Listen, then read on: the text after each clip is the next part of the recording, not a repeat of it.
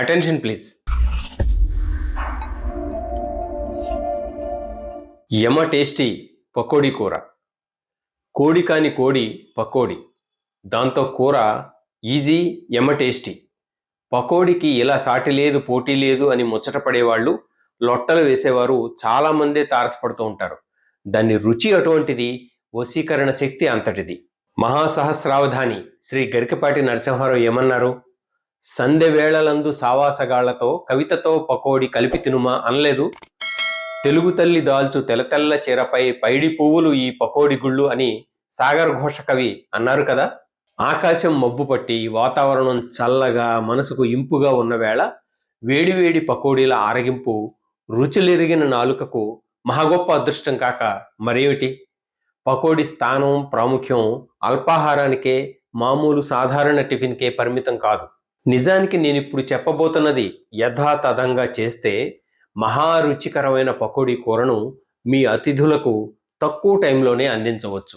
మీ గెస్టుల్ని, కుటుంబ సభ్యుల్ని చక్కటి ఆతిథ్యంతో మెప్పించవచ్చు.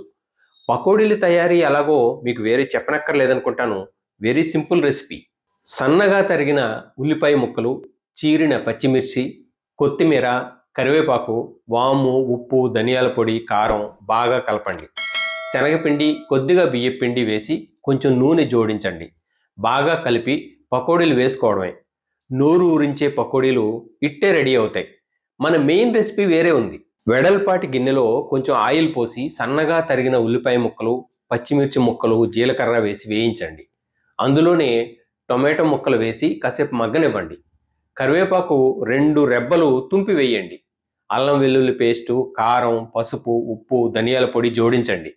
కాసేపు గరిటెతో తిప్పుతూ మగ్గనిస్తే టొమాటో బేస్ రెడీ అవుతుంది.